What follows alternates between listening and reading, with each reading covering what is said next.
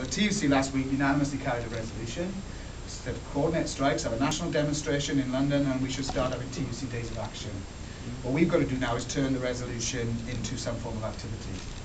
So in PCS, and I'm sure the NUT people, Ivan's back, presumably to the meeting of branch secretaries in London with the NUT, maybe we'll say something later. And I'm hoping the NUT are moving to a ballot on a similar timeline to PCS. But PCS, we start next week a ballot for industrial action, for 3 months of industrial action. Not a one-day strike, it is going to be 3 months of ongoing industrial action where every single week between now and February there will be PCS members on strike, and it's designed to be targeted, recognising that we are not in a position to deliver weeks of strike action with the same members because of low pay, but we must be in a position to organise effective, hard-hitting action. And therefore, if we win the ballot, we will have national strike action in November, followed by weeks of action that is designed to have the most effect possible. We hope that one of those weeks will be in conjunction with NAPO. We hope that some of that will be in conjunction with the NUT, with Unison. We would love for that to be as joined up as possible. The NUT, I hope, will be talking about balloting as well. Think how significant it'll be if 500,000 public sector workers, from benefit office workers and driving standard agency and land registry workers through to teachers in primary and secondary education, were striking on the same day. I mean, it could transform the mood in this country, because Gordon Brown's problems are likely to get worse if he sees 500,000 of us. And if 500,000 of us are on strike, at the same time as if we could get the TUC to have a big march in London and everybody else could join us and say, well, actually, we support this, we could see such a transformation in the situation that people's mood could absolutely lift. Now, the point is that achievable? Well, I'm saying here on behalf of PCS, if our members vote for the action, we are going to be taking our action. We can't count for other unions, but we will do everything we can to cooperate and work with other unions to get into the same situation. And because we know that we have no choice, because I want to finish with this idea that, you know, for politicians, a lot of this is abstract. The PCS DVD that we produced about low pay has real people on it. Single parents working 37 hours a week for £15,000 in tears because they don't think they can make ends meet, because they cannot pay for a birthday present for their kid whose birthday is next week. People who are having second jobs, who haven't had a holiday in years. This isn't academic. This isn't some different part of the economy. These are public sector workers dealing with pensioners, the sick, the unemployed, collecting taxes, making sure that the housing market can operate, the people who work in health and safety, skills and transport. These people are fundamental. And 20,000 of them are on the national minimum wage. It's a scandal.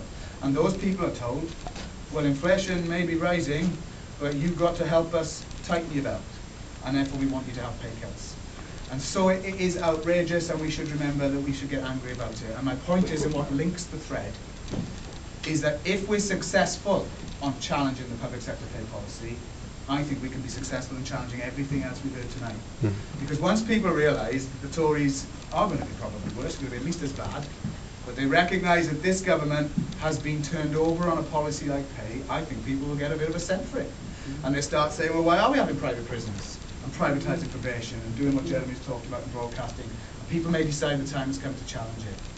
What I do know is if we don't stand up and do something, it's all going to happen.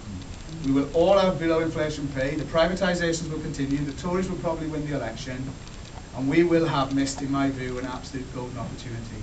So the link to Nottingham tonight is, if you agree with this, whatever union you're in, tomorrow you should try and do something to raise these arguments and do things. If you're in the PCS, your absolute challenge now is to ensure that every one of our members understands the argument and votes yes in the ballot. If you're in the NUT and you move into a ballot, the idea is to do the same thing. I think if you're in Unison, it is to raise the discussion in Unison that if there's an ongoing legal dispute with local government workers that has not yet been resolved, surely your position will be strengthened if you're joining a public sector revolt. If you're in a union that is not yet in a pay dispute, you should be talking about the type of issues and hopefully building solidarity with other trade unionists. Because at the end of the day, if any of us win here, we all stand to win. If we sit back and it just happens, we will all have lost. And that is why I think public service, not private profit, as it was said earlier, does what it says in the tin. It challenges the neoliberalism that says only the private sector can do anything, let's get everything in the private sector, raises core arguments that I think key in with not just public sector workers but service users, and it unites unions in discussing around the country how do we begin to fight back against some of it. Colleagues, it ain't going to be easy. Campaigns and going on strike is never easy.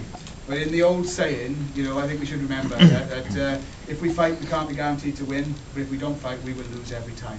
If we lose now, the stakes are so incredibly high, not just on pay, but on privatisation and the inevitable drift to the Tories, who will carry on a lot of this, and some will be worse. It will be miserable. So I think our job is to hold our heads up and organise a resistance, ensure the ballots are successful, ensure we cooperate, pay today, challenge and defeat the privatisation tomorrow. I think we can do that, and we need to start that work immediately.